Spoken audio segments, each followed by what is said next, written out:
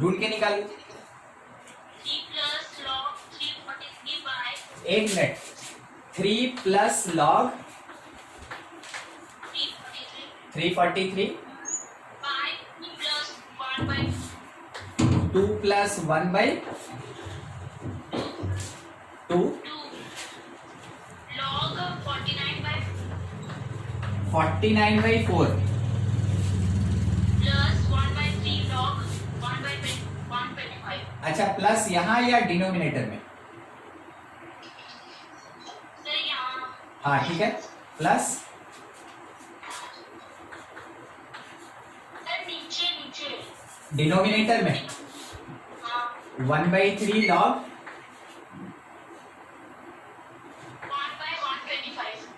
1 by 125, ठीक है।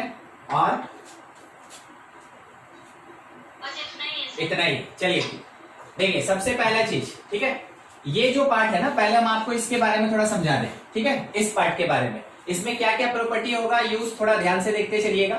अगर मान लेते हैं लिखा हुआ रहता है a log b, तो आपको याद होगा इसको हम लोग लिख सकते हैं log b to the power a, ठीक है। क्या पढ़े थे प्रॉपर्टी में कि अगर कुछ पावर रहता है तो वो आगे आके मल्टीप्लाई हो जाता है, तो आगे अगर मल्टीप्लीकेशन का है तो वो पावर में भी तो जा सकता है। तो ये कॉन्सेप्ट हम लोग यूज करेंगे यहाँ 1/2 और 1/3 के साथ। दूसरा क्या कॉन्सेप्ट यूज होगा वो देख लीजिए। अगर log a बाई b लिखा है तो हम इसको लिखेंगे अलग अलग log a minus log b, ठीक है। तीसरा कॉन्सेप्ट क्या यूज होगा वो देखिए, log 1 का वैल्यू 0 होता है, ठीक है। इतने सारे कॉन्सेप्ट के साथ थोड़ा डील कर ले, जितना पार्ट सॉल्व कर सकते हैं उतने को। तो इट इज इक्वल्स टू 3 को 3 रहने दिए, प्लस यहाँ पे log 343 है, इसका कोई बेस नहीं दिया है, आप इसको वैसे ही छोड़ दीजिए। मगर इतना आप समझ रहे हैं कि 343 है तो शायद किसी का पावर होगा। 343 किसका होता है, कोई बताएगा किसका? 7 का ये क्यूब होता है, एकदम ठीक, ठीक है, ये 7 का क्यूब होता है। चलिए ठीक है, इतना मिल गया हमको 7 क्यूब, हम इसको लिख लिए 7 क्यूब डिवीजन में, ठीक है। डिवीजन में ये 2 प्लस 1/2 बिल्कुल इस प्रॉपर्टी से इसके पावर में जाएगा, तो आप लिखेंगे log 49/4 और इसका पावर 1/2, छोड़ दीजिए इसको, अगले पे चलिए। अगला लिखा है log 125 1/125 और इसका पावर कितना होगा, 1/3 होगा। हम लोग को इसको थोड़ा सॉल्व करना है, देखते चलिए। तो 3 प्लस ये 3 आगे आएगा, 3 log 7 हो जाएगा। और डिवीजन में मेरे पास 2 प्लस 49/4 का पावर 1/2 7/2 होगा, 7/2 ठीक ना, 7/2 इस प्रॉपर्टी से लिखेंगे log 7 माइनस log 2, 7/2 हुआ था, 7/2 तो log 7 माइनस log 2।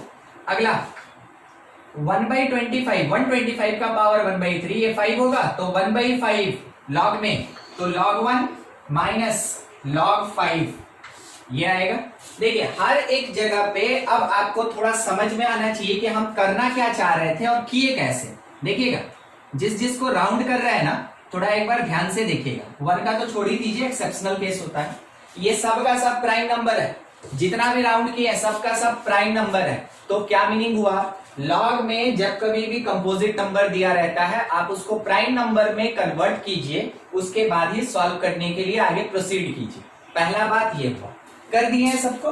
अब थोड़ा आपको बता दें कि log 1 ऑलरेडी पहले से पता है 0 होता है, सबको लिखते चलेंगे, ठीक है, और अभी कुछ नहीं करना है। तो हम क्या लिख लिए कि 3 1 प्लस log 7 न्यूमरेटर में और डिनोमिनेटर में 2 plus log 7 minus log 2, 2 plus log 7 minus log 2 और इसके साथ में log 1 0 minus log 5 minus log 5 ये हो। अब एक बात, अगर इस 2 को देखें ना, तो देखिए एक तो आप यहां आंसर दे सकते हैं, दूसरा तरीका क्या है वो भी समझा दे आपको। 3 ध्यान से देखिएगा क्या लिख रहे हैं, log e base e, log base e और वैल्यू e 1 होता है। आपको ये प्रॉपर्टी में बताया गया था कि अगर वैल्यूएशन और बेस दोनों सेम है तो वो 1 होता है। 1 को लिखे ऐसे, 1 को, ठीक है, प्लस log e बेस 7 है, डिवीजन में मेरे पास 2 तो 2 अगर है और हमको इस तरीके से लिखना है तो कोई बताएगा क्या लिख सकते हैं? एक सजेशन दे रहे हैं हम, e बेस e स्क्वायर। बोलिए इसका वैल्यू 2 के बराबर होगा कि नहीं होगा, हाँ कि ना? बस 2 को लिखे ऐसे, ठीक है, log e स्क्वायर माइनस ये हो गया मेरा log e बेस 2, ये हो गया माइनस log e बेस 5। आप इसको इतना छोड़ दे। देखिए अब क्या किए, अभी पहला स्टेप किए थे कि सबको क्या किए थे ना कि प्राइम नंबर में लेके आए। दूसरा स्टेप क्या किए कि सबका बेस देखिए हम सेम बनाए हैं, सबका बेस हम सेम बनाए हैं। दूसरा काम ये, सबका बेस सेम हो गया तो कुछ प्रॉपर्टी लगेगा, शायद आप जानते हैं, तो वो होगा log और e बेस के साथ अगर log a plus log b है तो दोनों मल्टीप्लाई होता है। छोड़ दिए, न्यूमरेटर का काम खत्म। डिनोमिनेटर में आइए, log e बेस के साथ, ठीक है, e बेस के साथ यहां पे e स्क्वायर, क्योंकि -2 है तो डिवीजन हो जाएगा, क्योंकि -5 है तो डिवीजन हो जाएगा। यानी कि हम क्या लिख सकते हैं, 3 log with base e 7e, और इसके डिवीजन में आएगा log विथ बेस e, और यहां का टर्म हुआ e स्क्वायर बाई 10। आप यहां आंसर छोड़ सकते हैं, ठीक है। अब आपका ऑप्शन कैसा दिया हमको नहीं पता, मगर आप यहां आंसर छोड़ सकते हैं। और आप इसको एक और टर्म चाहे तो लिख सकते हैं, एक और लिख के दिखा दें हम आपको याद होगा log a बाई b, याद है, log a by log b ऐसे लिखा रहता है। तो इसको हम लोग ऐसे लिखते हैं कि डिनोमिनेटर बेस में और वैल्यूएशन यहाँ log a by log b है तो log b बेस a लिखा जाता है। ये प्रॉपर्टी भी आप यहाँ लगा सकते हैं, क्योंकि पता नहीं ऑप्शन कैसा दिया है। तो log और बेस में कौन आएगा, ये डिनोमिनेटर का term e square by 10, valuation में कौन आएगा, ये टर्म 7e। तो ये भी आपके ऑप्शन में हो सकता है, ये भी हो सकता है, ठीक है। देख लीजिए जो प्रेजेंट होगा उसको टिक कर लीजिए, क्योंकि अपने क्वेश्चन में कुछ बेस नहीं दिया हुआ था। अदरवाइज अगर कांस्टेंट वैल्यू दिया है, अगर आपके ऑप्शन में कांस्टेंट वैल्यू दिया है तो फिर आपके पास कोई दूसरा चारा नहीं बचा। आप log 7 का वैल्यू, log 2 का वैल्यू, log 5 का वैल्यू, इसको देखेंगे लॉग टेबल से। पिछले क्लास में सिखाए थे ना लॉग टेबल, लॉग टेबल से वैल्यू देखेंगे, पुट करेंगे, तब कहीं जाके आपको यहाँ पे कांस्टेंट नंबर मिलेगा। बताइए कैसा ऑप्शन दिया है, ऑप्शन मतलब लॉग में ऑप्शन है कि कोई कांस्टेंट नंबर है, ये पूछ रहे हैं मानसी।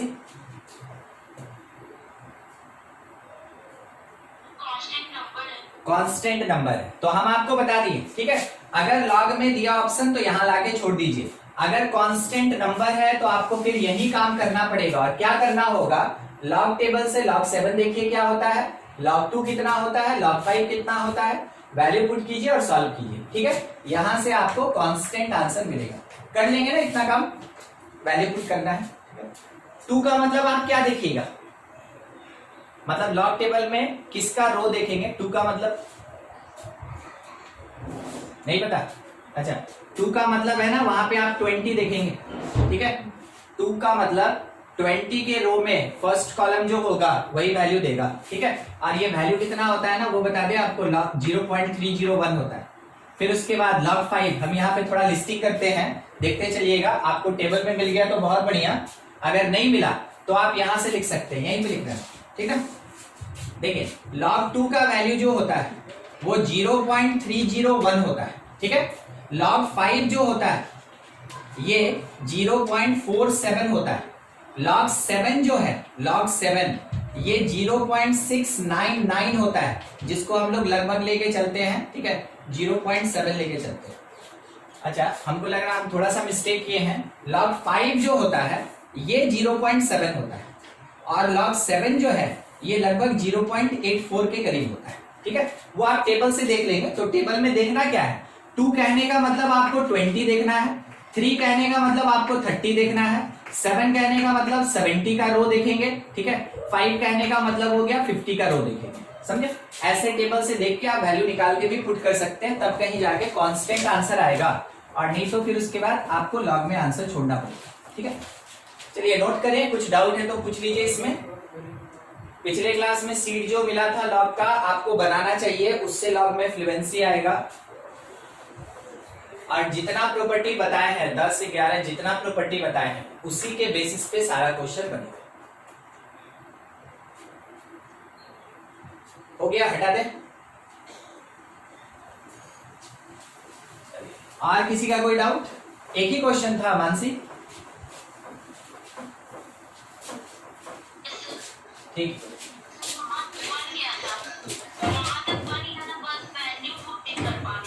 अच्छा, यहाँ तक पहुंच गए थे, वैल्यू नहीं पुट कर पा रहे थे। देखिए होता क्या है ना कि मैथमेटिक्स में लॉग टेबल का लगभग जरूरत नहीं पड़ता है, ठीक है। मगर मान ले रहे हैं कि अगर आपके पास ऐसा ऑप्शन ही दे दिया जिसमें कि कांस्टेंट नंबर दिया है, तो वैसे केस में कोई दूसरा तरीका नहीं बचता है, फिर आपको वैल्यू ही लिखना पड़ता है, ठीक है। ठीक है, और कोई डाउट किसी का? नहीं, आगे बढ़े। टाइप्स ऑफ फंक्शन पढ़ रहे थे, लॉग तक तो आपको हम बता दिए थे, एक्सपोनेंशियल भी अपना हो गया था। Greatest integer function, greatest integer function देखिए बहुत ज्यादा काम का है, ठीक है। और ये स्कूल में भी रहता है और कंपटीशन में कुछ ज्यादा ही रहता है, ठीक है। स्कूल में तो रहता ही रहता है, स्कूल एग्जामिनेशन में, कंपटीशन में कुछ ज्यादा ही रहता है। क्या क्या होता है और कैसे काम करता है समझते चलिएगा। ग्रेटेस्ट इंटीजर फंक्शन को हमेशा स्क्वायर ब्रैकेट में दिखाया जाता है, मगर ये आपको जरूर क्वेश्चन में बताया हुआ रहेगा कि ये स्क्वायर ब्रैकेट एक ग्रेटेस्ट इंटीजर फंक्शन है, ठीक है। ग्रेटेस्ट इंटीजर फंक्शन को हमेशा स्क्वायर ब्रैकेट से रिप्रेजेंट करते हैं और आपके क्वेश्चन में जरूर बताया हुआ रहेगा कि ये ग्रेटेस्ट इंटीजर फंक्शन है, ठीक है। दूसरा बात ये है, इसके अंदर आप कोई भी एक नंबर डालें, इसके अंदर ग्रेटेस्ट इंटीजर के अंदर कोई भी अगर आप नंबर डालते हैं तो बाहर हमेशा इंटीजर निकलता है। इंटीजर किसको कहते हैं? जिसका फ्रैक्शनल पार्ट 0 होता है। कहने का मतलब क्या हो गया कि जैसे 2 है, 5 है, 7 है, -3 है, ये सब इंटीजर होता है, ठीक है। तो मान लेते हैं 2 को अगर लिखे तो 2.00 फ्रैक्शनल पार्ट 0 है, 5.00 फ्रैक्शनल पार्ट 0 है। तो जिस किसी भी नंबर का पॉइंट के बाद फ्रैक्शनल पार्ट 0 होता है उसको इंटीजर कहते हैं। वही चीज इसका हमेशा आंसर होगा।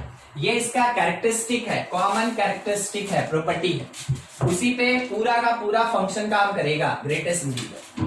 देखिए अब तीसरा नंबर आपको थोड़ा समझा दे। मान लीजिए जैसे इसके अंदर अगर कोई भी एक नंबर आप डालें तो ये बाहर क्या निकालेगा? इंटीजर। तो हमेशा ग्रेटेस्ट इंटीजर उस नंबर से छोटा होता है या फिर उसके बराबर होता है। मीनिंग नहीं समझ में आया हमको? एग्जाम्पल के लिए मान लीजिए x का वैल्यू 2.3 है, मान लीजिए ऐसा, ठीक है। तो ये x हुआ 2.3, तो ग्रेटेस्ट इंटीजर ऑफ x कितना होगा? Greatest integer of 2.3। अब इस 2.3 में ये जो फर्स्ट वाला हुआ ना, it is called integer, point से पहले, और जो पॉइंट के बाद हुआ इसको फ्रैक्शन कहते हैं, ठीक है। आप जानते हैं तो बहुत बढ़िया बात, नहीं जानते हैं तो याद रखेंगे, ठीक है। पॉइंट से पहले जो भी नॉन जीरो या जीरो है वो इंटीजर कहलाए और पॉइंट के बाद जो भी है उसको फ्रैक्शन बोलेंगे हम। तो मेरा रिजल्ट क्या मिलना चाहिए? इंटीजर। तो 2.3 का ग्रेटेस्ट इंटीजर वैल्यू कितना होगा? 2। तो देखिए अब कंपेयर कीजिए, x का वैल्यू 2.3, ग्रेटेस्ट इंटीजर 2 है, तो आप कह सकते हैं कि 2.3 इज ग्रेटर देन 2। इसका मतलब ये हुआ कि x is greater then greatest integer of x। एक बात फुलफिल हुआ, x greater then greatest integer, ठीक है। दूसरा मान लीजिए ये एक नंबर था। दूसरा मान लीजिए अगर हम x का वैल्यू लेके चलते हैं 7, ठीक है, x का वैल्यू 7, तो जब हम इसका ग्रेटेस्ट इंटीजर निकालेंगे तो ग्रेटेस्ट इंटीजर ऑफ 7.0, तो वैसे भी ये आंसर क्या देगा? 7। अब हम क्या कह सकते हैं कि 7 के बराबर है, तो इसका मतलब greatest integer of x is equals to x कह सकते हैं। अब आपको एक स्टेटमेंट और दूसरा स्टेटमेंट, इन दोनों को मिला के अगर एक साथ लिखना हो तो आप ये बोलेंगे कि देखिए इसका रिजल्ट ये मिलेगा हमको, ठीक है। तो ग्रेटेस्ट इंटीजर दिए गए नंबर से छोटा भी हो सकता है जैसा आप यहां देखें, या ग्रेटेस्ट इंटीजर दिए गए नंबर के बराबर भी हो सकता है जैसा आप यहां देखें, मगर कभी भी ग्रेटेस्ट इंटीजर अपने नंबर से बड़ा नहीं हो सकता। ग्रेटेस्ट इंटीजर हमेशा क्या होता है? लेस और इक्वल। तो ध्यान रखिएगा ये वर्ड मेंशन रहता है, ठीक है, कि this is greatest integer function less than और इक्वल टू लेस देन और इक्वल टू, बस इतना ही लिखा रहेगा। तो ये जो इतना स्टेटमेंट लिखा ना, इसका केवल यही मीनिंग है कि जो स्क्वायर ब्रैकेट है वो रिप्रेजेंट कर रहा है ग्रेटेस्ट इंटीजर फंक्शन को, और उसका कैरेक्टरिस्टिक बता दिया। क्या कैरेक्टर बताया कि ग्रेटेस्ट इंटीजर अपने नंबर से छोटा होगा और नहीं तो उसके बराबर होगा। काफी काम का रिलेशन होता है, ठीक है। मगर आपको 11 में थोड़ा इसका एप्लीकेशन कम दिखेगा, सीखना यही है, एप्लीकेशन इसका कम दिखेगा ये वाला रिलेशन का। 12 में इसका रिलेशन का बहुत ज्यादा एप्लीकेशन है। नाम होता है सैंडविच थ्योरम, और उसको पढ़ते हैं हम लोग लिमिट में, जब कैलकुलस स्टार्ट होता है तब। तो आपको याद रखना है अभी से, और जब तक आपका जेई का एग्जामिनेशन कंप्लीट नहीं हो जाता है तब तक आपको ये चीज, ये रिलेशन याद रखना होगा, ठीक है। थोड़ा सा और बात कर लें इसी पे। तो ग्रेटेस्ट इंटीजर ध्यान से देख के समझते चलिएगा और हमको आंसर दीजिएगा। अब आंसर चाहिए आपसे। अगर हम 0.1 लिखें तो इसका आंसर 0 होगा। अगर हम ग्रेटेस्ट इंटीजर 0.2 लिखें क्या होगा? 0 ही होगा। यानी 0.99 तक लिखें तो शायद आप बोलिएगा कि सर 0 ही होगा, ठीक है, ये चीज। अब अगले पे बढ़ते हैं, थोड़ा सा ध्यान से समझिएगा। अभी अभी क्या हुआ, अभी ये हुआ ना कि x जो था ये greater than equal to 0 but less than 1 था। समझिए क्या लिखा है, ठीक है। कह रहा है कि x मतलब हमेशा अंदर वाला वैल्यू देखेगा, बिना ब्रैकेट का अंदर वाला वैल्यू, उसको x कहते हैं। x का वैल्यू लगभग 0 से स्टार्ट हुआ। मान लीजिए एडिशनली हम एक लिख ही दिए कि ग्रेटेस्ट इंटीजर ऑफ 0, तो आप तो बोलिएगा सर 0 ही होगा। तो अगर हम अंदर का वैल्यू 0 से स्टार्ट करें, उसको बढ़ाते चले कहां तक? लगभग 1 तक। मगर क्या 1 के बराबर लेंगे? नहीं लेंगे, 1 के बराबर नहीं लेंगे। तब तक हमको, इस केस में तब तक हमको ग्रेटेस्ट इंटीजर का वैल्यू 0 मिला, 0 0 0 0, ठीक है। तो जब ये 1 सेंटीमीटर या 1 यूनिट चलेगा, कौन? x, तो वैसे केस में ग्रेटेस्ट इंटीजर कांस्टेंट वैल्यू देगा, कितना? 0। देख के बताइएगा, इसके बेसिस पे आंसर पूछ रहे हैं अब आपसे। अगर बोला कि x जो है वो ग्रेटर देन इक्वल्स टू 1 है बट लेस देन 2 है, बोलिए ग्रेटेस्ट इंटीजर x कितना होगा? एक कांस्टेंट वैल्यू होगा, ध्यान रखिएगा, कितना होगा?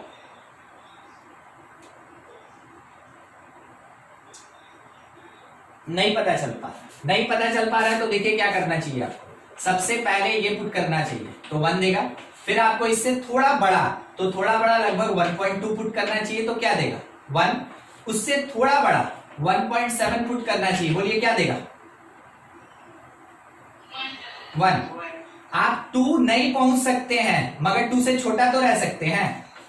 1 पॉइंट कितनी बार भी हम 9 डाल दें कोई फर्क नहीं पड़ने वाला, क्योंकि हमको आगे का फ्रैक्शन इग्नोर करना है। इंटीजर बोल के क्या मिला? 1। देखिए 1 से स्टार्ट किए, बढ़ते लगभग 2 पहुंच गया। 1.999 जो होता है वो अप्रोक्सीमेटली 2 होता है, एग्जैक्टली नहीं मगर अप्रोक्सीमेटली 2 होता है।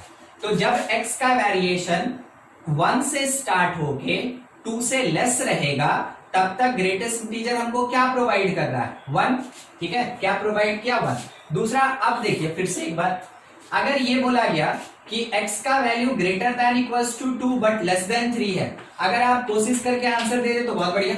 क्या होगा? 2 होगा। देखिए 2 आपको एग्जांपल दिए ना, तो उतने में आपको समरी निकाल लेना चाहिए था। देखिए क्या समरी होगा, समझिएगा। अगर x 0 के बराबर है और 1 से छोटा है, 0 के बराबर है, आंसर 0 होगा। अगर x 1 के बराबर है, आंसर 1 होगा। अगर x 2 के बराबर है, आंसर 2 होगा, समझे। अब देखिए अगला, कोशिश कीजिएगा फिर से। अगर x का value greater than equals to 5 but less than 6 है, ग्रेटेस्ट इंटीजर x कितना होगा? 5 होगा, ठीक है, 5 होगा। एक यूनिट का डिफरेंस। कोई हमसे ये बोला कि देखो क्या हुआ ना कि x जो है ये बिलोंग कर गया, ध्यान से देखिएगा, क्लोज इंटरवल 3 से लेके 4 ओपन तक। तो वैसे केस में बोला बताओ तो ग्रेटेस्ट इंटीजर कितना होगा? आपका आंसर क्या होगा? 3 होगा। ये वही चीज दिखा रहा है, जैसे यहाँ पे ग्रेटर इक्वल लगा है ना, वो क्लोज ही दिखा रहा है, और यहाँ पे केवल लेस देन लगा है, वो ओपन दिखा रहा है। तो आंसर क्या होगा मेरा? 3 होगा, ठीक है। अगला देखिए, अगला अगर ये कह दिया कि x जो है ये ग्रेटर देन इक्वल्स टू 6 है बट लेस देन 8 है, तो पूछा ग्रेटेस्ट इंटीजर बताओ क्या होगा?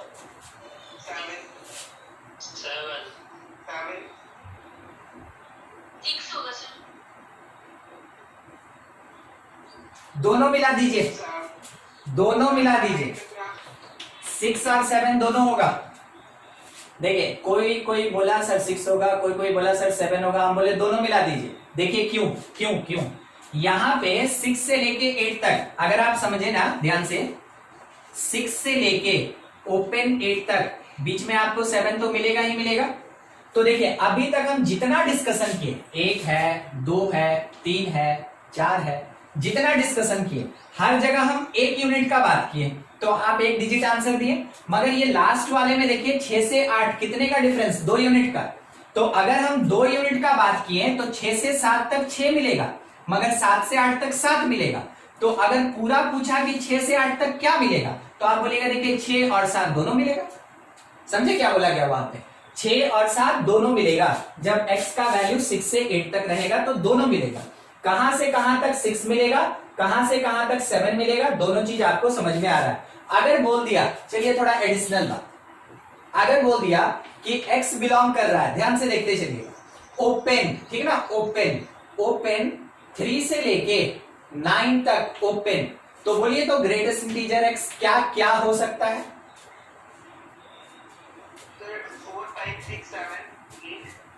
4 5 6 7 8। हमको लगा आप आंसर 3 भी दीजिएगा, आप बाकी सब ठीक बोले, 3 4 5 6 7 8 होगा, ठीक है, इतना होगा। अब 3 का फंडा नहीं समझ में आया, बाकी सब जो आप आंसर दे ही दिए हमको कि 4 5 6 7 8 होगा, 9 नहीं होगा क्योंकि ओपन लगा, मगर 3 को आप छोड़ दिए क्योंकि ओपन लगा। मगर आप ये नहीं समझे, देखिएगा यही सब होता है छोटा छोटा बारीकी, जिसका फायदा ग्रेटेस्ट इंटीजर उठाता है, और वही हम लोग को सीखना है यहाँ पे, ठीक है। 9 तक जाना है, कहां से स्टार्ट करना है, 3 से स्टार्ट करना है। सोचिए 3 से बड़ा आप 3.1 तो ले ही रहे हैं, 3.1 अगर ले रहे हैं तो ग्रेटेस्ट इंटीजर तो इसका 3 मिलेगा ही मिलेगा, फिर 4 भी मिलेगा आपको, फिर 5 भी मिलेगा आपको, 6 भी मिलेगा, 7 भी मिलेगा, 8 भी मिलेगा। मगर क्या 9 से बड़ा ले रहे हैं? नहीं, आपका लास्ट नंबर कहां खत्म हो रहा है वो देखिए, 8.999 पे आपका लास्ट नंबर खत्म हो जा रहा है, यानी 9 में हम इंटर ही नहीं कर रहे हैं, इसलिए एंडिंग मेरा कहां हो रहा है, 8 पे, ठीक है, 8 पे। तो समझिएगा अगर कभी भी ओपन इंटरवल दिया हो तो स्टार्टिंग पॉइंट भी इंक्लूड होगा, मगर एंड पॉइंट कभी इंक्लूड नहीं होगा। किस केस में? ग्रेटेस्ट इंटीजर में। उसी के बेसिस पे थोड़ा सा है ना, बस कुछ नहीं, ऐसा केवल आपके प्रैक्टिस के लिए है, ज्यादा अलग कुछ नहीं। अगर बोल दिया कि x बिलोंग्स टू क्लोज 0 से लेके 5 तक क्लोज, ठीक है, बोलिए ग्रेटेस्ट इंटीजर क्या होगा, सोच के आंसर दीजिए।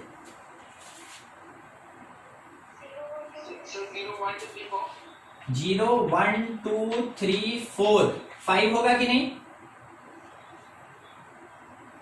5 नहीं डिसाइड कर पा रहे, 5 होगा, देख रहा है ना, ठीक है, ये क्लोज लगा है तो क्लोज लगा है तो 5 भी आएगा। अगर क्लोज लगा है तो दोनों इंक्लूड होगा, दोनों इंक्लूड होगा, और उसके बीच का इंटीजर भी आएगा। फिर से प्रैक्टिस कीजिएगा, x बिलोंग्स टू देखिए क्या लिखा है, क्लोज 3 से लेके ओपन 6 तक, ओपन 6 है, ओपन 6, ग्रेटेस्ट इंटीजर x क्या होगा? 3 4 5। क्या 6 इंक्लूड होगा? नहीं होगा, एकदम बढ़िया, बहुत बढ़िया, ठीक है। तो आप समझे कि नंबर्स के बेसिस पे ग्रेटेस्ट इंटीजर को कैसे हम लोग कैलकुलेट करते हैं। देख लीजिए बोर्ड पे, अगर कुछ भी डाउट है तो आप हमसे पूछ लें, ठीक है, अदरवाइज आप इसका स्क्रीनशॉट ले लें या नोट कर लीजिए, ठीक है, जैसे कंफर्टेबल है, उसके बाद फिर आगे बढ़े।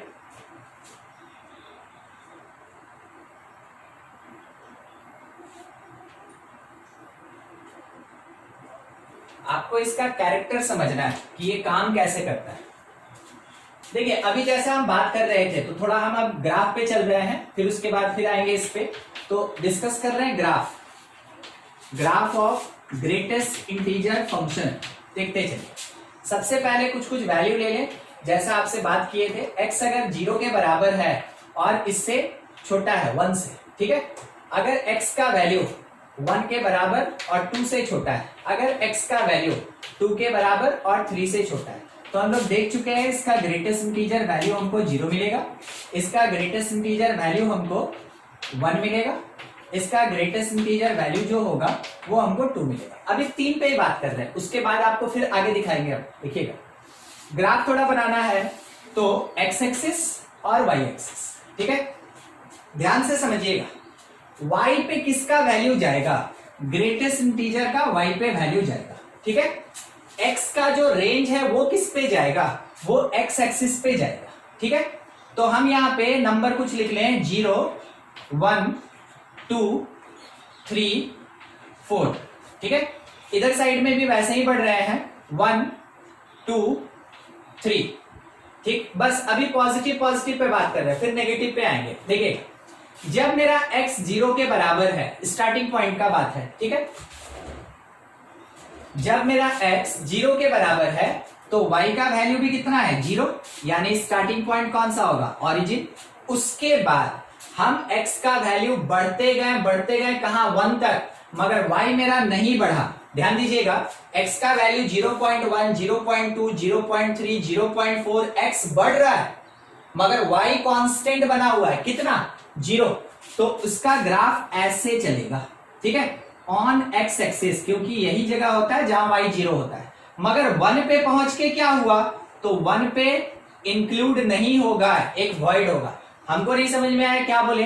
देखिए, यहां बोले कि x का वैल्यू 1 से छोटा है, हम कहां बोले कि 1 के बराबर है? पहले वाले पे बात कर रहे हैं, 1 से छोटा है। 1 से छोटा है तो हमेशा वहां ओपन इंटरवल के लिए हॉलो डालते हैं ना, बस वही चीज। ये बना एक ग्राफ, किसका? इस वाले केस का। अब देखिए, दूसरे केस पे बात कर रहे हैं, x का वैल्यू 1 हुआ, x का वैल्यू 1 के बराबर हुआ, तो वैसे केस में y का वैल्यू भी कितना है? 1।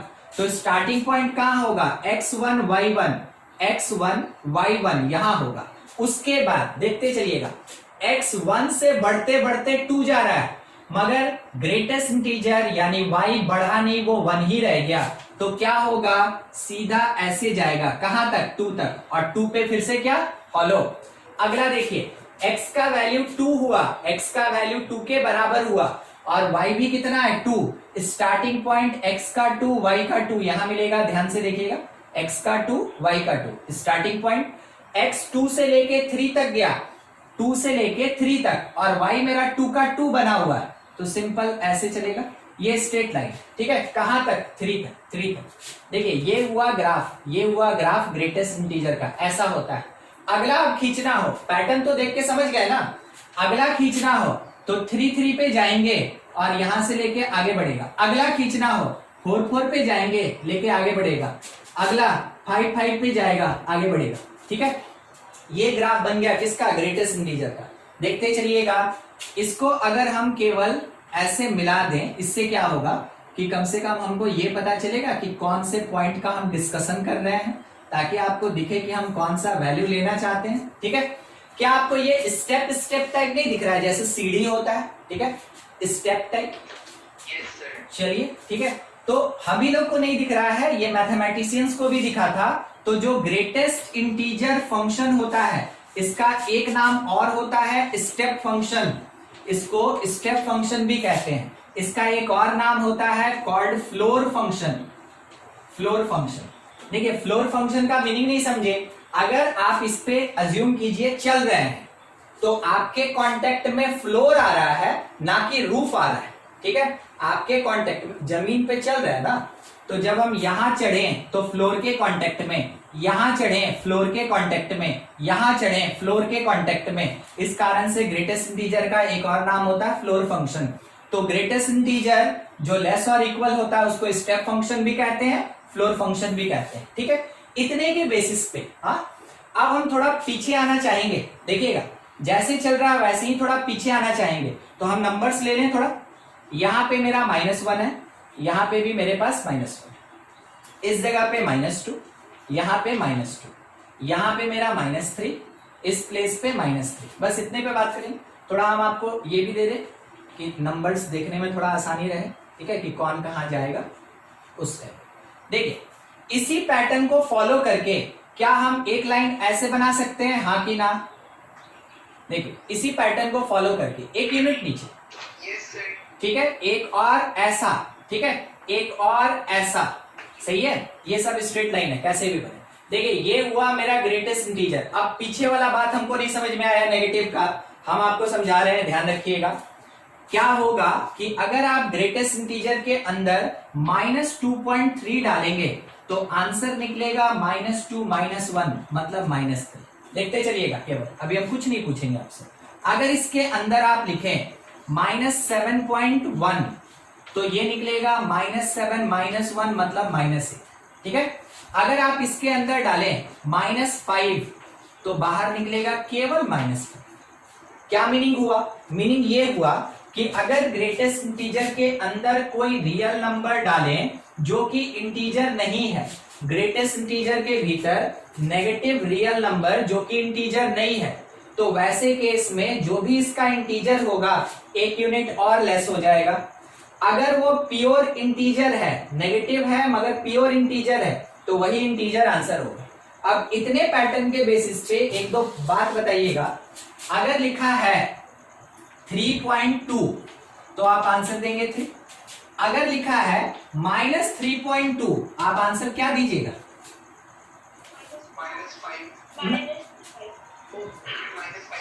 -4 ना, -2 था तो -3 हुआ, -7 का -8 हुआ, 1 यूनिट केवल नेगेटिव, ठीक है। तो -3 का क्या बन जाएगा? -4। अगर लिखा है -7 तो आपका आंसर होगा -7। अगर लिखा है 7 तो आपका आंसर होगा 7।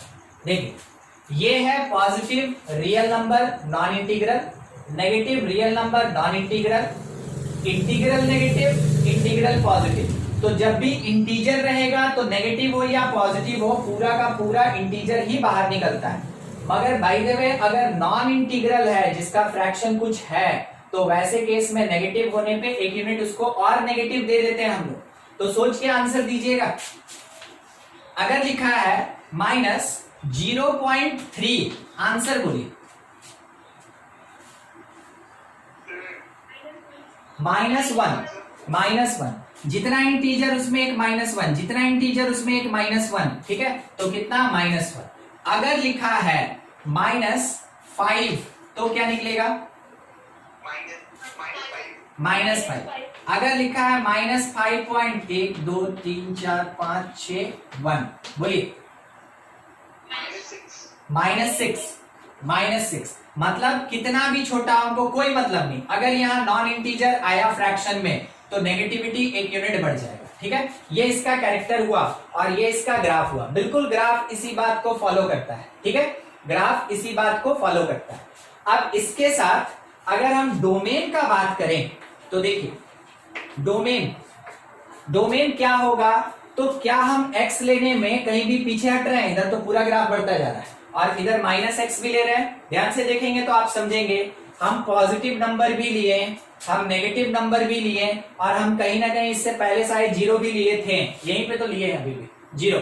तो नेगेटिव पॉजिटिव 0 सब आ गया। इसका मतलब डोमेन क्या होगा? रियल नंबर और रियल नंबर। बहुत बढ़िया। अब सवाल रह गया कि इसका तब रेंज क्या होगा? रेंज। तो रेंज का मतलब क्या होता है? फंक्शन का वैल्यू। आप बाहर निकलते हुए हमेशा किसको देख रहे हैं? इंटीजर। 0 एक इंटीजर है, 1 इंटीजर है, 2 इंटीजर है, -3 इंटीजर है, -8 इंटीजर है, -5 इंटीजर है। तो बाहर क्या निकलेगा? इंटीजर्स। तो रेंज क्या होता है? इंटीजर्स। तो रेंज बिलोंग्स टू इंटीजर और domain belongs to real number. किसके लिए? ग्रेटेस्ट इंटीजर फंक्शन के लिए, ठीक है। ग्रेटेस्ट इंटीजर फंक्शन के लिए। देखिए मान लीजिए जैसे हमसे क्वेश्चन में ये बोला गया कि ड्रॉ ग्राफ ऑफ, देखिए क्या लिखा है, draw graph of greatest integer function, greatest integer function x belongs to close -3 से लेके क्लोज 3 तक, क्लोज -3 से लेके क्लोज 3 तक, वहीं तक केवल ग्राफ बनाना है। मेरा काम क्या होगा, कैसे होगा, देखते चलिए। हमको चाहिए -3, हम यहाँ मार्क किए -3, फिर मार्क किए -2, फिर मार्क किए -1, 0 लेंगे, इसके साथ में 1 लेंगे, फिर 2 लेंगे और 3 लेंगे। अब हम ग्राफ बनाना स्टार्ट किए। तो ग्राफ हमेशा कहां से स्टार्ट करेंगे? 0 से। यहां से चला, यहां हॉलो, 1 यूनिट ऊपर गया, यहां हॉलो, इस जगह पे केवल एक पॉइंट होगा क्योंकि उसके आगे नहीं जा सकते।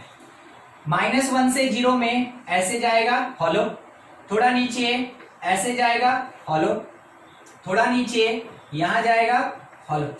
ये बनके तैयार हो गया मेरा ग्राफ। कहां से कहां? -3 से 3। इस पर्टिकुलर कंडीशन का जो डोमेन ऑफ फंक्शन होगा ये क्या होगा? इस पर्टिकुलर फंक्शन का डोमेन क्या होगा? नहीं पता? अच्छा देखते हैं। हाँ बोलिए। -3 से लेके 3 तक। एकदम ठीक। x दिख तो दिया, x belongs to this part, और x का मतलब ही होता है डोमेन। बस x को ही तो डोमेन कहते हैं। तो पूरा डोमेन मेरे क्वेश्चन में दिया था, ठीक है, ये होगा। अच्छा, रेंज ऑफ फंक्शन क्या हो सकता है? -3 to 0। नहीं, रेंज का मतलब है ना इंटीजर्स। तो देखिए कौन कौन सा इंटीजर y के वैल्यू में मिल रहा है, तो देखते चलिएगा। हम आपको बता रहे हैं, ये आएगा एक सेट जिसमें -3 होगा, ऑफ कर लीजिए, ठीक है, अभी हम बता रहे हैं, ऑफ कर लीजिए अभी।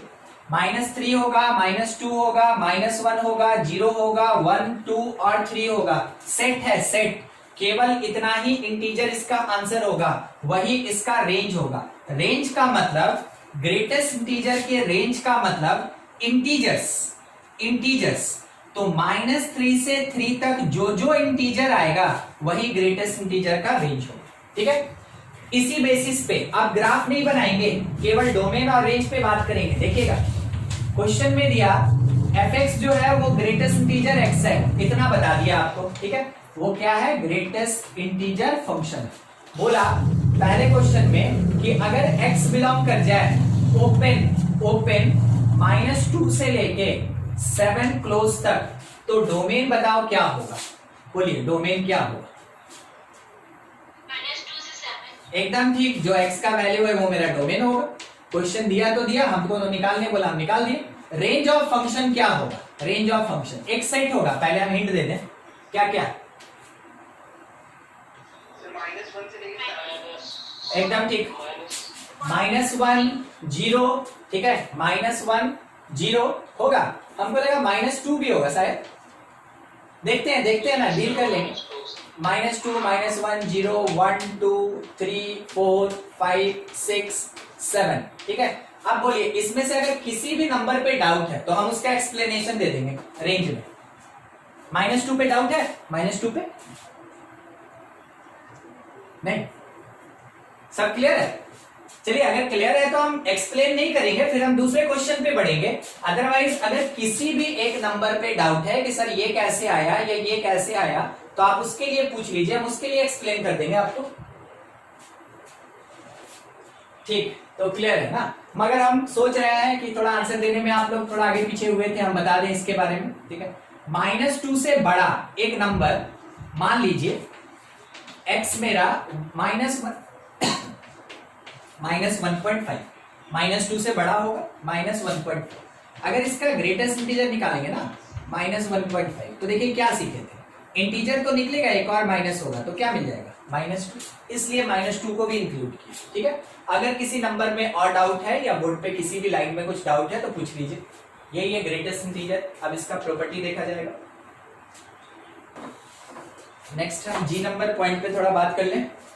देखिए नेक्स्ट पॉइंट अपने पास इसका है कि इन case of greatest integer function, ठीक है, कंसिडर्ड, इसको कंसिडर किया गया है, कंसिडर्ड एज स्पेशल फंक्शन। इसको एक स्पेशल फंक्शन कहते हैं, ग्रेटेस्ट इंटीजर को एक स्पेशल फंक्शन कहते हैं। In case of greatest integer function, first कभी भी सॉल्व करना हो, first solve greatest integer, then apply any mathematical term. उसके बाद आप कोई भी मैथमेटिकल टर्म यूज करें। अच्छा, हमको ये नहीं समझ में आया मैथमेटिकल टर्म का मतलब। मैथमेटिकल टर्म का मतलब होता है डिफरेंशिएशन। मैथमेटिकल टर्म का मतलब होता है इंटीग्रेशन। मैथमेटिकल टर्म का मतलब होता है लिमिट, ठीक है।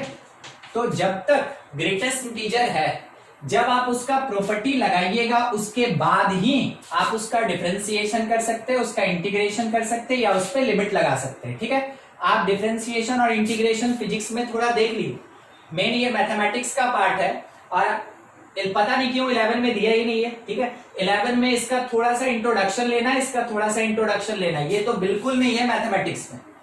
पूरा का पूरा पार्ट फुल्ली एक्सप्लेन होगा आपके 12th सिलेबस में। मगर इतना याद रखिएगा कि जब भी आएगा ग्रेटेस्ट इंटीजर के नाम के साथ तो पहले सॉल्व करना है ग्रेटेस्ट इंटीजर को और उसके बाद इसमें से कोई भी प्रोसेस करना है। तो आप इस बात का ध्यान रखिए कि जनरल तौर पे क्या होता है ना, in general greatest integer x is constant. General तौर पे ग्रेटेस्ट इंटीजर क्या होता है, एक कांस्टेंट होता है।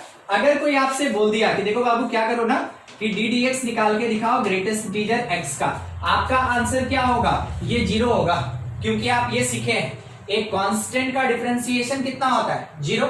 ठीक है, 0। हाँ, ये फिजिक्स में पढ़े है ना, बेसिक मैथमेटिक्स जो पढ़ रहे हैं फिजिक्स में। ठीक है, कि कांस्टेंट का डिफरेंशिएशन 0 होता है। मगर अभी हम लोग इस पे कोई बात नहीं करेंगे, तो जब जरूरत होगा तो आप इस लाइन को याद रखें कि जनरल तौर पे ग्रेटेस्ट इंटीजर को कांस्टेंट बोलते हैं। मगर हम इस लाइन को छोड़ नहीं सकते हैं, इसलिए नहीं छोड़ सकते, आपको बता दें कि अगर कंडीशन बदल दिया, क्योंकि हम तो कोई कंडीशन लिखे नहीं, अगर कंडीशन बदल दिया तो हो सकता है उसका डिफरेंशिएशन 0 ना हो। ठीक है, तो वो जब डिफरेंशिएशन पढ़ेंगे तो कब 0 होगा कब नहीं होगा सब आपको एक्सप्लेन करके देंगे। अभी कोई आपसे पूछे कि ग्रेटेस्ट इंटीजर क्या होता है तो आप ये कह सकते हैं कि नंबर के तरीके से देखें तो एक इंटीग्रल कांस्टेंट होता है। ठीक है, अगला बात आई नंबर देखिएगा, ग्रेटेस्ट इंटीजर से रिलेटेड ही है। अगर कभी भी ग्रेटेस्ट इंटीजर मेनली प्रॉपर्टी है, अगर a प्लस बी लिखा है ग्रेटेस्ट इंटीजर के अंदर, a प्लस बी, तो आप इस चीज का ध्यान रखिए कि this part is greater than equal to greatest integer of a plus greatest integer of b। यानी कि a और b अगर दो रियल नंबर है, दोनों पॉजिटिव रियल नंबर है, अगर ये रियल नंबर है तो वैसे केस में इसके सम का greatest integer individual greatest integer से बड़ा या बराबर होता है। एग्जांपल देते हैं दोनों के बारे में, देखिएगा, क्योंकि जनरल क्वेश्चन में ये सब एक ही कंडीशन बार बार आता है तो उसको प्रॉपर्टी बोल दिया जाता है। ठीक है, देखिएगा, मान लीजिए जैसे a हम कंसीडर कर लिए 2.7 और b हम कंसीडर कर लिए 3.7 ऐसा।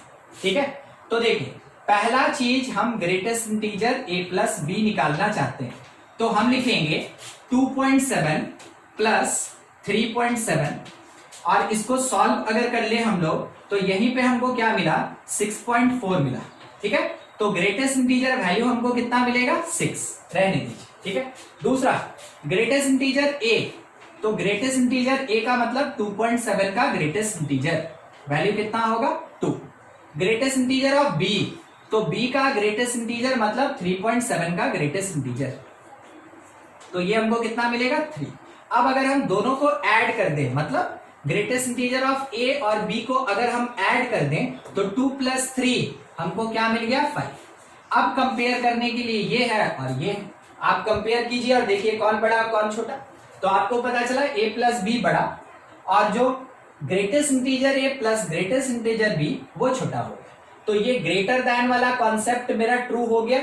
अब इक्वालिटी दिखाते हैं, इक्वालिटी देखिएगा। ठीक है, मान लीजिए जैसे a हम कंसिडर कर लिए, जरूरी नहीं हम अभी इंटीजर पे बात ही नहीं कर रहे हैं। ठीक है, हम केवल अभी ऐसे किसी नॉन इंटीग्रल रियल नंबर पे बात कर रहे हैं। देखिए बहुत नियर अबाउट 2.1 ले लिए और b जो था ये 3.1 ले लिया। ऐसा अगर हम greatest integer a plus b निकाले तो डायरेक्ट करते हैं, दोनों को बस ऐड करेंगे तो 5.2 होगा और ये मिलेगा कितना, 5। ग्रेटेस्ट इंटीजर a शायद आप देख के पता कर लिए 2 होगा, ग्रेटेस्ट इंटीजर b देख के पता हो गया 3 होगा। अगर greatest integer a plus b अगर हम निकालें तो हमको क्या मिला, 2 प्लस 3 मतलब 5। ध्यान दीजिए इस पे और इस पे, तो आपको क्या पता चला, therefore greatest integer a plus b equal to, इस केस में equal to a plus b. ऐसा तो इक्वालिटी वहां पे प्रूव हो गया और ग्रेटर देन यहां पे प्रूव हो गया। मतलब हम ग्रेटर देन या इक्वल टू दोनों में से कोई भी लगा सकते हैं, ठीक है। ये कब का बात है, ये जब कभी भी a का वैल्यू कोई पॉजिटिव रियल नंबर होगा तब, non integral positive real number होगा तब, ठीक है। ये एक प्रॉपर्टी। दूसरा प्रॉपर्टी इसी में, नेक्स्ट देखिएगा, अगर ये लिखा है कि greatest integer x plus k, ठीक है, और आपको बता दें k कौन, तो k जो है ना ये एक इंटीजर है, k एक इंटीजर है, और तब x कौन, x जो है ये कोई इंटीजर नहीं है, x कोई इंटीजर नहीं है, मगर x और k दोनों बिलोंग कर रहा है रियल नंबर से।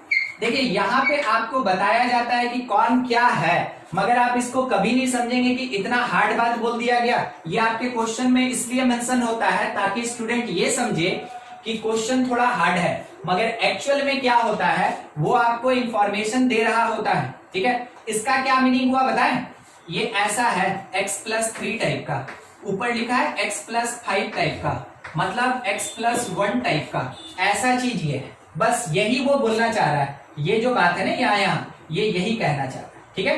तो अगर कभी भी x के साथ कोई इंटीजर ऐड है या सब्ट्रैक्ट है तो आप इसको लिख सकते हैं इक्वल टू, ठीक है, ध्यान रखिएगा, इसको आप इक्वल टू लिख सकते हैं ग्रेटेस्ट इंटीजर x प्लस और माइनस k। ग्रेटेस्ट इंटीजर से बाहर निकल गया। ये कैसे हुआ देखिएगा, अगर हम ग्रेटेस्ट इंटीजर के अंदर 2 डालते हैं तो आपको याद होगा 2 निकलता है, अगर इसके अंदर 3 डालते हैं आपको याद होगा 3 निकलता है, इसके अंदर अगर 7 रख दें तो बाहर कौन निकलता है, 7। यानी इसका कोई सेंस बन रहा है क्या, ग्रेटेस्ट इंटीजर का कोई सेंस ही नहीं बन रहा है। किसके केस में, इंटीजर के केस में।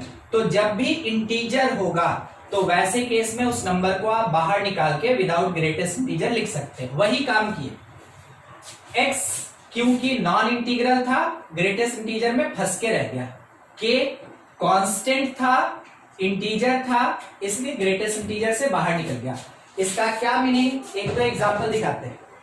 मान लीजिए लिखा है 2.3 प्लस 5, ठीक है, तो आप इसको ऐसे लिख सकते हैं कि ये पूरा पार्ट जो है ना, देखिएगा पूरा पार्ट ग्रेटेस्ट इंटीजर 2.3 और प्लस 5 के बराबर होगा। अब इसका आंसर कोई बताएगा हमको, यहाँ पे इसको सॉल्व कीजिए, आंसर बोलिए क्या होगा। नहीं, ऊपर 7 आया, चलिए ठीक है, इसका आंसर क्या होगा, इसका आंसर बस इतना 2 प्लस 5 7, देखिए दोनों बराबर हो गया, दोनों बराबर हो गया, ठीक है। बस वही चीज यहाँ पे बता रहे थे कि अगर x जो कि एक नॉन इंटीग्रल पार्ट है उसके साथ प्लस या माइनस कांस्टेंट k करें और वो इंटीजर होगा तो इंटीजर ग्रेटेस्ट इंटीजर से बाहर निकल जाता है। ये प्रॉपर्टी भी काफी काम का है, ठीक है। ये 2 प्रॉपर्टी बहुत अच्छे से याद रखना है, इसके बेसिस पे आपको क्वेश्चन दिया जाता है, ठीक है। मगर हम आपको अभी ही बता दे रहे हैं, मगर आप लूज मत पढ़िएगा। 11th क्लास में इसके प्रॉपर्टी के बेसिस पे कोई क्वेश्चन नहीं रहता 11th क्लास में, मगर जब आप 12 में जाइएगा तो मिलेगा। अगर अभी आप फंक्शन का क्वेश्चन बनाइएगा कंपटीशन लेवल का, आपको ये सब जरूरत पड़ेगा, ठीक है। ज्यादा नहीं, बस इतने पे हम लोग अभी डील किए। तो ये था कुछ प्रॉपर्टीज ग्रेटेस्ट इंटीजर से रिलेटेड। एक दो छोटे छोटे क्वेश्चन पे बात कर लें। मान लीजिए जैसे ये बोला गया कि fx इज इक्वल्स टू, ध्यान से देखिएगा, ग्रेटेस्ट इंटीजर x प्लस 3, और हमसे ये पूछा गया कि बताओ डोमेन ऑफ f क्या होगा और रेंज ऑफ फंक्शन f क्या होगा। दूसरा एक और क्वेश्चन हमसे पूछा गया कि अगर gx कोई एक फंक्शन है और gx है greatest integer of 2x minus 3, ऐसा, तो बोला गया डोमेन ऑफ g बताओ और रेंज ऑफ g बताओ। हम क्या आंसर करेंगे, पहले इस पे बात कर ले। डोमेन क्या होगा,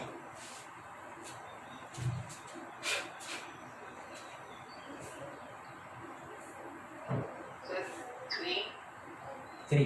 चलिए ठीक है, हम थोड़ा सा आपसे क्वेश्चन पूछ रहे हैं, हम आंसर एक लाइन में खत्म नहीं करना चाहते ताकि आपको थोड़ा समझ में आ जाए। क्या यहाँ पे कोई रैशनल पार्ट है p/q है? नहीं। दूसरा, क्या यहाँ पे स्क्वायर रूट लगा है? स्क्वायर रूट नहीं। ठीक है। तीसरा बात, क्या यहाँ लॉग लगा है? वो भी नहीं। चौथा बात, क्या यहाँ साइन इनवर्स कॉस इनवर्स है? वो भी नहीं। देखिए अभी आप क्या क्या डिनाई किए। आप बोले कि देखिए सर यहाँ पे ना p/q नहीं है, p/q नहीं। फिर उसके बाद आप बोले सर यहाँ पे रूट नहीं है। फिर आप बोले सर यहाँ पे लॉग नहीं है। फिर आप बोले सर यहाँ पे साइन इनवर्स कॉस इनवर्स नहीं है। आपको याद होगा डोमेन से रिलेटेड 4 ही केस बताए हैं और डोमेन खत्म हो गया। डोमेन से रिलेटेड 4 ही केस बताए हैं, एक रेशनल, एक रूट, एक लॉग, एक साइन इनवर्स। अगर इन चारों में से कोई भी नहीं होता है, हमेशा क्या होता है? वो ऑल रियल नंबर होता है। हमेशा क्या होता है? All real number. डोमेन के लिए तो कभी हिचकिचाइए मत, ये 4 चीज चेक कीजिए। अगर चारों में से कोई नहीं है तो डोमेन हमेशा रियल नंबर जाएगा, उसको भेज दीजिए, क्योंकि x तो कुछ बताया नहीं ना। इससे पहले वाले क्वेश्चन में x बताया था तो वो डोमेन हो गया, यहाँ x बताया नहीं तो वो कौन होगा? पूरा रियल नंबर। अब सवाल आया रेंज का, कि रेंज क्या हो सकता है। तो आपकी तरफ से कोई आंसर?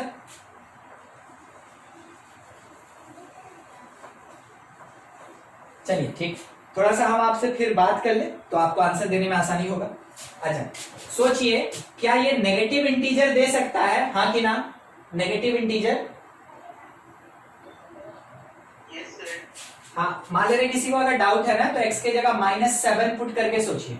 -7 + 3 -4 आया तो नेगेटिव इंटीजर मिलेगा हम लोग को। चलिए ठीक है, नेगेटिव इंटीजर। क्या ये 0 दे सकता है? 0? हाँ 0 भी दे। क्या ये पॉजिटिव इंटीजर दे सकता है? Positive integer? ठीक है, तो आपको नेगेटिव इंटीजर मिला, आपको 0 मिला, आपको पॉजिटिव इंटीजर मिला, मतलब सब इंटीजर मिल गया। ठीक है, सारा का सारा इंटीजर। तो range of this function belongs to integers. सारा इंटीजर इसका रेंज होगा। ठीक है, नेगेटिव, पॉजिटिव, 0 ऐसे चेक करना है। अब इसी बेस को लेके यहां आंसर आप चाहे तो दे सकते हैं। डोमेन बोलिए जी का। Domain answer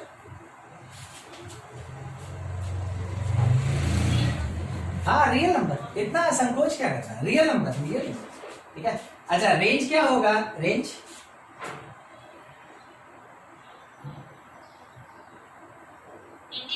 integers. एकदम ठीक, जैसे आपको एक्सप्लेन किए ना हम अभी। ठीक है, जैसे हम आपको ये क्वेश्चन समझाए थे, अगर कभी ऐसा क्वेश्चन आएगा आप अपने दिमाग में खुद से सोचिएगा। ठीक है, अब थोड़ा एक और बात कर ले हम आपसे। देखिएगा, ज्यादा कुछ नहीं, अलग क्वेश्चन नहीं। x² + 3 लिखे हैं, x² + 3 उसको किए हैं अभी। ठीक है, केवल बात करेंगे फिर हटा देंगे। x² + 3 है, x² + 3। अब सोचिएगा, रेंज पे डिस्कशन है मेन। क्या ये कभी नेगेटिव दे सकता है, हाँ कि ना?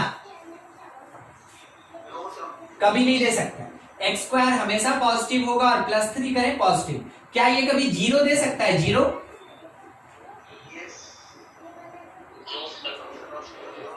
x² + 3 मान लिए 0, तो x² का वैल्यू -3 कभी नहीं हो सकता है ना? तो ये 0 नहीं दे सकता, ये नेगेटिव नहीं दे सकता है, तो क्या दे सकता है? ये दे सकता है पॉजिटिव इंटीजर्स। ये क्या दे सकता है हमको? Positive integers. ठीक है, ऐसे लिखते हैं पॉजिटिव इंटीजर को, ये हमको पॉजिटिव इंटीजर दे सकता है। बस एक अलग सा क्वेश्चन ले लिए, क्योंकि दोनों का रेंज डोमेन मिल जा रहा था, इस कारण से हम इसको थोड़ा अलग कर दिए ताकि आप कंडीशन को समझ सकें। ठीक है, नोट कीजिए, इसमें कुछ डाउट है तो पूछा जाए। थोड़ा सा 1 मिनट, हम इस रेंज को ना और मॉडिफाई करना चाहेंगे। हम इस रेंज को और मॉडिफाई करना चाहेंगे और आप देख के बोलिएगा हाँ ठीक, सही की गलत। हाँ, हम इसको लिखना चाहेंगे 3 से लेके इंफिनिटी। देखिए, पॉजिटिव रियल तो है मगर स्टार्टिंग पॉइंट भी 3 होगा। स्टार्टिंग पॉइंट भी 3 होगा। देखिएगा कैसे होता है, क्यों होता है। आपको ये पता कि x² हमेशा > 0 होगा, दोनों तरफ 3 ऐड कर दीजिए, तो x² + 3 हमेशा > 3 होगा। तो सबसे छोटा नंबर क्या मिला? 3, और 3 से बड़ा कुछ भी मिल सकता है। 3 से बड़ा कुछ भी मिल सकता है। देखिए क्या लिखा, x² + 3 > 3, यानी 3 या 3 से बड़ा कुछ भी मिल सकता है। तो हम लोग कहां से स्टार्ट करेंगे? 3 से लेके इंफिनिटी जाएंगे। ये इसका एकदम परफेक्ट आंसर है। पॉजिटिव रियल तो खैर हो सकता है, मगर परफेक्टली अगर हमको नंबर से बताना हो तो 3 से लेके इंफिनिटी ये मेरा आंसर होगा। और आप ये कह सकते हैं कि it belongs to positive real number. ठीक है, आप ये कह सकते हैं। बस हम देखें, हमको थोड़ा स्ट्राइक कर गया तो हम सोचे बता देते हैं, आगे के क्वेश्चन में और देख लिया जाएगा।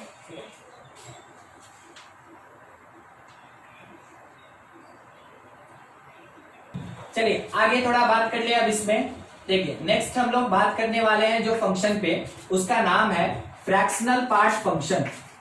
फ्रैक्शनल पार्ट फंक्शन, नाम से पता चल रहा है क्या लिखा है, फ्रैक्शन। अभी इंटीजर पढ़े ना, अब फ्रैक्शन का बात है। तो इसमें सबसे पहला पॉइंट, अगर fx कभी भी ऐसे कर्ली ब्रेस में x लिखा है, ठीक है, तो आपको बताया हुआ रहेगा कि ये जो कर्ली ब्रेस है ये रिप्रेजेंट कर रहा है फ्रैक्शनल पार्ट फंक्शन, ठीक है। कर्ली ब्रेस में अगर कोई भी वेरिएबल लिखा है वो फ्रैक्शनल पार्ट होता है, मगर एक क्वेश्चन में देखिए क्या लिखा कि gx is equals to, curly brace में लिखा 2x प्लस 3। एक क्वेश्चन में hx में लिखा कर्ली ब्रेस में 2x प्लस 3 और बोला कि ये फ्रैक्शनल पार्ट फंक्शन।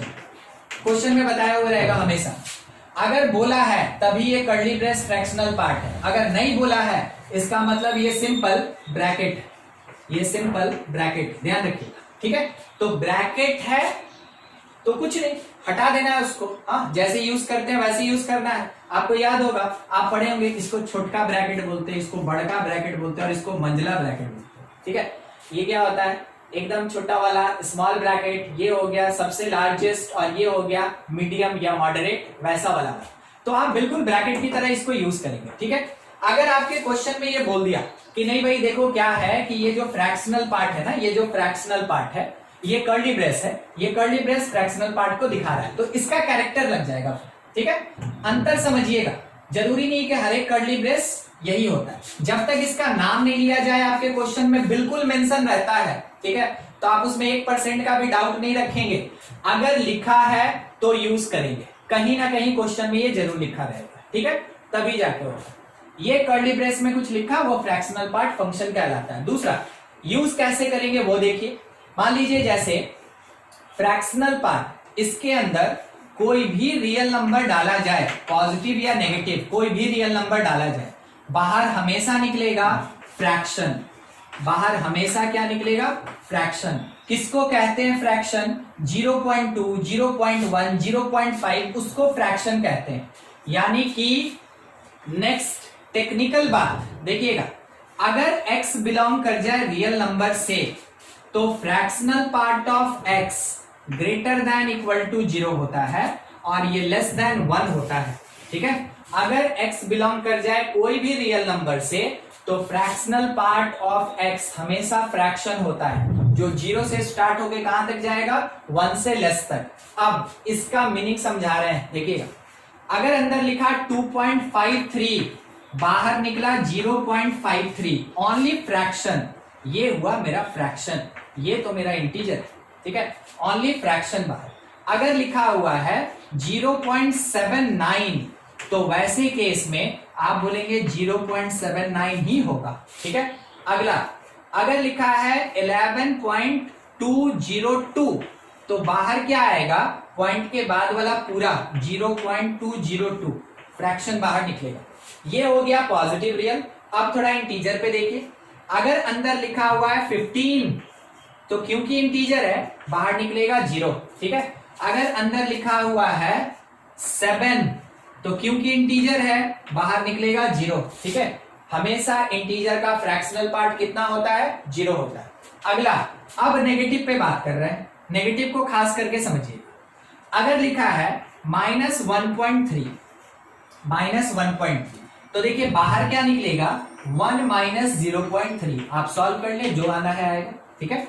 अगर अंदर लिखा है -2.57 तो बाहर निकलेगा 1 माइनस, नेगेटिव है ना इसलिए 1 माइनस 0.57 जो 0.43 होता है, सॉल्व कर ले आप, जो आना होगा आएगा।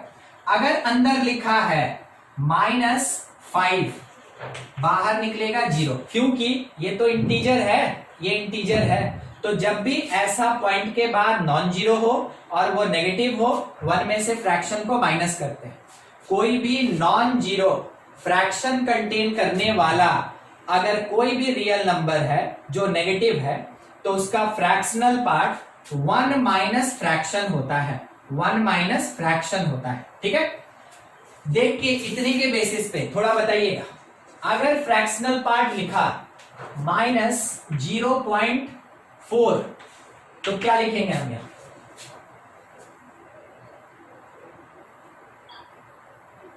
क्या लिखेंगे?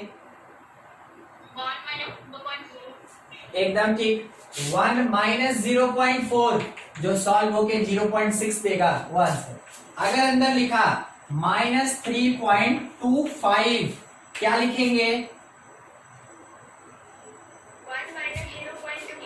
1 माइनस 0.25 जो सॉल्व होके जो देना होगा अपना आंसर देगा। ठीक है, आपके पास जितना भी पार्ट आ रहा है उसके बेसिस पे कंक्लूजन भी आपको मिलेगा। अगर आप अभी निकाल लिए तो बहुत बढ़िया, नहीं तो हम तो देंगे ही।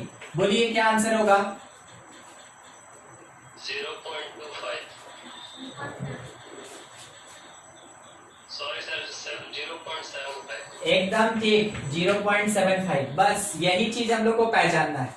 नेगेटिव है तो 1 माइनस फ्रैक्शन, पॉजिटिव है सिंपल फ्रैक्शन, इंटीजर है हमेशा 0, इंटीजर है तो हमेशा 0। ठीक है, देखिए अब इसके बेसिस पे हम आपको भी बोले ना कि एक कंक्लूजन दिखाएंगे। देखिएगा, पॉजिटिव नंबर डालें तो भी पॉजिटिव फ्रैक्शन आया, अगर हम लोग यहाँ इंटीजर डालें तो भी 0 आया, अगर हम लोग नेगेटिव नंबर भी डालें तो बाहर वाला मेरा रिजल्ट कैसा है? पॉजिटिव है। कहने का मतलब ये हुआ कि x आपका कहीं भी बिलोंग कर जाए, x आपका कहीं भी पॉजिटिव नेगेटिव कुछ भी बिलोंग कर जाए, फ्रैक्शनल पार्ट ऑफ x हमेशा बिलोंग करता है क्लोज 0 से लेके 1 तक, यानी पॉजिटिव फ्रैक्शन होगा, नेगेटिव फ्रैक्शन बोल के कुछ एग्जिस्ट नहीं करता है। इस बात का ध्यान रखिएगा। अब आपको यही लगे हाथ, ये भी बता दें फ्रैक्शनल पार्ट फंक्शन का ये डोमेन होता है और फ्रैक्शनल पार्ट फंक्शन का ये रेंज होता है। ठीक है, फ्रैक्शनल पार्ट फंक्शन का डोमेन और real number, fractional part function का रेंज जो होगा वो क्लोज 0 से लेके ओपन 1 तक होगा। जो स्टार्टिंग में ये बात बोले थे ना, ये फंक्शन का वैल्यू हुआ मींस रेंज हुआ, ये x का वैल्यू हुआ मतलब डोमेन हुआ। ठीक है, किसी भी तरीके से आप रिप्रेजेंट कर सकते हैं। अब थोड़ा ग्राफ पे बात कर ले हम इसी का। ग्राफ देखिए, graph of fractional part of x। ठीक है, फ्रैक्शनल पार्ट ऑफ x हम पहले बना देते हैं, उसके बाद एक्सप्लेन कर देंगे आपको। देखिएगा कैसा होगा। पहले यहाँ बेस लाइन ले लीजिए, यहाँ एक बेस लाइन ले लीजिए टॉप, और ये कौन है पता है? y equals to 1। हम क्या लिए हैं? y equals to 1। ये कौन है नीचे वाला? x axis. ये वर्टिकल कौन है अपने पास? y axis. देखिए नेचर कैसा होगा थोड़ा बता दें। ये ऐसे ऊपर चढ़ेगा यहाँ पे राउंड, फिर एकदम यही नीचे से स्टार्ट होगा, फिर ये ऐसे ऊपर चढ़ेगा यहाँ पे राउंड, फिर ये यहाँ से स्टार्ट होगा, ये ऐसे ऊपर चढ़ेगा यहाँ पे राउंड। मतलब कहाँ पे जाके वो टच नहीं कर रहा है, वो टच नहीं कर पा रहा है 1 को, इस कारण से 1 के बराबर नहीं है। ध्यान दीजिएगा, 1 पे जाके राउंड राउंड बना है, इसका मतलब 1 को टच नहीं कर पा रहा है। आपको फिर से दिखाते हैं, ये फंक्शन कभी भी 1 के बराबर नहीं हो रहा है, ये फंक्शन कभी भी 1 के बराबर नहीं हो रहा, उससे छोटा हो रहा है। तो 1 से अगर छोटा हो रहा है, इस कारण से 1 के पास यहाँ पे राउंड राउंड हॉलो बना हुआ है। अब आप इसको जितनी बार रिपीट करना चाहें कर सकते हैं। ठीक है, आप इसको जितनी बार रिपीट करना चाहें कर सकते हैं, इसका एंडिंग नहीं होता है। तो सर ये बेस वाला पॉइंट हमको नहीं समझ में आया, हम बता रहे हैं ये 0 होगा, 1 होगा, 2 होगा, ये -1 है, -2 है, -3। ठीक है, ऐसा ये होता है फ्रैक्शनल पार्ट फंक्शन। कैसे हुआ अब वो एक्सप्लेन कर रहे हैं, ध्यान से देखिएगा। ठीक है, मान लीजिए जैसे हम x का वैल्यू ले लिए, हम x का वैल्यू ले लिए 0, हम x का वैल्यू ले लिए 0.1, हम x का वैल्यू ले लिए 0.2, x का वैल्यू ले लिए 0.3, x का वैल्यू ले लिए 0.4। ठीक है, 4-5 वैल्यू ले लिए। अब इसके बेसिस पे फ्रैक्शनल पार्ट ऑफ x हमको 0 मिलेगा कंफर्म, क्योंकि इंटीजर है। यहां से फ्रैक्शनल पार्ट हमको 0.1 मिलेगा, जो था वही मिलेगा।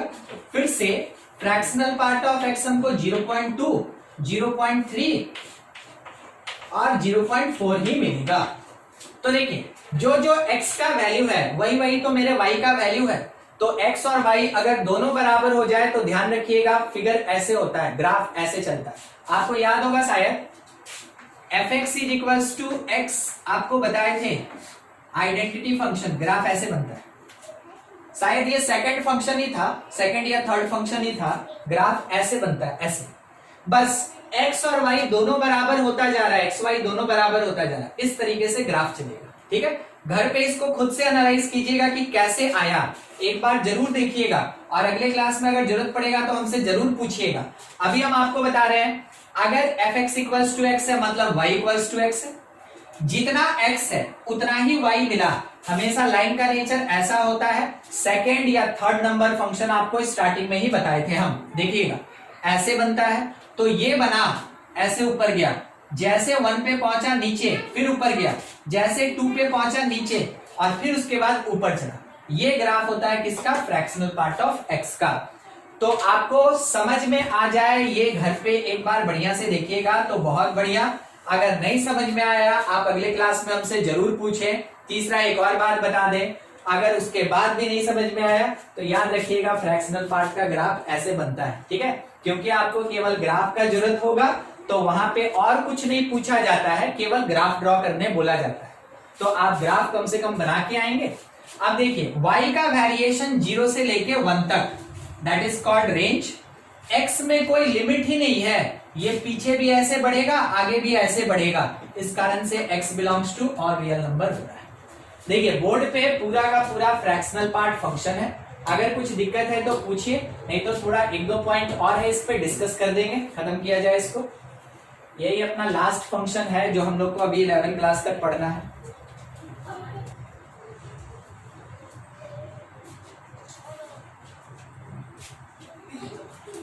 हटा दे, एक एक लाइन एक एक पॉइंट जो लिखे हैं ना, ये क्वेश्चन बनाने में काम आएगा, फालतू का चीज यहाँ कुछ नहीं है। ठीक है, मगर हम आपको एक और सजेशन देंगे कि जब आप आर डी शर्मा बुक खरीद लें या आर एस अग्रवाल बुक, तो आप खोल के फ्रैक्शनल पार्ट उसमें से जैसे रीड करते हैं ना फिजिक्स और केमिस्ट्री, वैसे रीड कर लीजिएगा एक बार। ठीक है, क्योंकि यहाँ बहुत सैचुरेटेड पॉइंट बाय पॉइंट बात कर रहे हैं, वहां पे हो सकता है कि कोई एक बात हम बोल दिए हो मगर लिखे नहीं हो। ठीक है, और वहां लिखा हुआ मिलेगा तो क्लियर हो जाए। हम लोग को क्या मतलब, हम लोग को मतलब है कि मेरा कॉन्सेप्ट क्लियर हो, चाहे बोल के, यहाँ देख के, समझ के, या वहां पे लाइन में पढ़ के। ठीक है, मैथमेटिक्स में वैसा कोई सिग्निफिकेंस नहीं होता है कि आप पूरा फ्रेज पढ़ें, मगर बाय द वे कभी कभार ये भी होता है ना कि मैथमेटिक्स का जो फ्रेज में स्टेटमेंट में थ्योरी लिखा होता है वो भी काफी काम का होता है, इग्नोर नहीं करना चाहिए। तो अगर किसी जगह पे मान लेते हैं जो हम बोल के निकल गए नहीं लिखे, आप वहां पढ़िएगा तो क्लियर हो सकता है। इसलिए बुक पढ़ने का आदत हमेशा रखिएगा, हर एक सब्जेक्ट के लिए ये बात है। देखिएगा बहुत इंपॉर्टेंट बात है, बहुत इंपॉर्टेंट बात है। अगर कभी ग्रेटेस्ट इंटीजर में फ्रैक्शनल पार्ट को मिला दें, ऐड कर दें, मिला दें मतलब ऐड कर दें, ये हमेशा x के बराबर होता है। छोटा सा लाइन है मगर इतना ज्यादा इंपॉर्टेंट है ना कि जब इसका जरूरत पड़ता है तो आदमी इस छोटे से बात को भूल जाता है। आपको समझा रहे हैं कैसे होता है, देखिए सबसे पहले ये है ग्रेटेस्ट इंटीजर फंक्शन, ये है फ्रैक्शनल पार्ट फंक्शन, और ये है कोई एक रियल नंबर। आपको मीनिंग बता दें, मान लीजिए कोई भी इंटीजर 3 ले लिए, उसमें ऐड किए कोई फ्रैक्शन 0.25, देखिए वो क्या बना 3.25। Greatest integer, fractional part, real number. अब उल्टा करके दिखा रहे हैं, ग्रेटेस्ट इंटीजर ऑफ 3.25, हमको पता है 3 होता है, आपको दिख गया होगा 3 था। फ्रैक्शनल पार्ट ऑफ 3.25, आपको ये पता है कि ये 0.25 होगा। तो जब कभी भी ग्रेटेस्ट इंटीजर में फ्रैक्शनल पार्ट को ऐड करेंगे वो नंबर के बराबर होता है। काफी काम का रिलेशन है, क्योंकि ये सॉल्वेबल नहीं होता है, ध्यान रखिएगा ये सॉल्वेबल नहीं होता है।